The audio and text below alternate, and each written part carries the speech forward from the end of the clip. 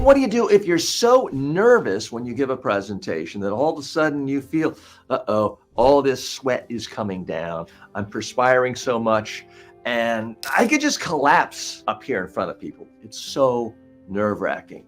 If you've ever felt that way, you are not alone. This is a common problem people have. Now, the solution that I recommend, you're going to want to say, no, TJ, it doesn't work for me. Time out. Please listen to me. The solution is you need to practice in advance on video. And I know what you're thinking. Oh, TJ, I practiced 100 times. It doesn't work. I'm still just as nervous. I didn't ask you to practice 100 times. I asked you to practice your presentation on video. No, I don't like my voice. I don't like the way I look. Guess what? I'm sympathetic to you. I've got things I don't like. You think I like my hairline or my jawline these days? I'm sympathetic to you, but nobody else cares. Whether you're speaking to a teacher, business colleagues, investors, nobody cares what you look like. They just don't. Nobody cares what you sound like unless your voice is like Morgan Freeman and you're auditioning to be the voice of God. Nobody cares what you sound like.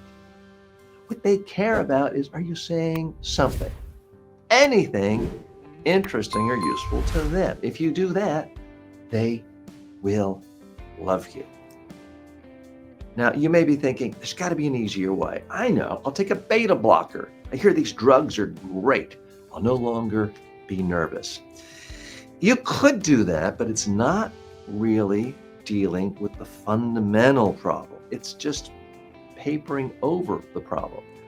The problem is not that you feel a little nervous. Quite often the problem is the speech you're giving, the presentation you're giving, isn't interesting or memorable to people or useful to people, and you're giving the presentation in a way that makes you look scared, stiff, nervous, uncomfortable, whether it's sweat coming down or you're clutching the lectern or you're rocking back and forth to make yourself look nervous. That's the real problem. So let's forget the beta blockers or the shot of tequila or these other things and actually go deeper and solve the underlying problem. The problem is you don't really know how you're coming across to your audience. And you're concerned that you might not be coming across as comfortable, confident, relaxed, and authoritative. You're concerned the way you're speaking isn't understandable to people or memorable to people. Well, guess what? Those are legitimate concerns because most speakers in the business world, the professional world, aren't really coming across that confident, and they're not memorable. They're just giving people a boring data dump. So there's a very real concern there. Let's actually solve the problem. Fortunately, you can, at no cost, gather a very, very extensive focus group research team to let you know if your presentation is boring or not. And I'm talking about you. You have a lifetime of experience listening to teachers, business people, executives, colleagues giving presentations. You already know what's boring and uninteresting and instantly forgotten.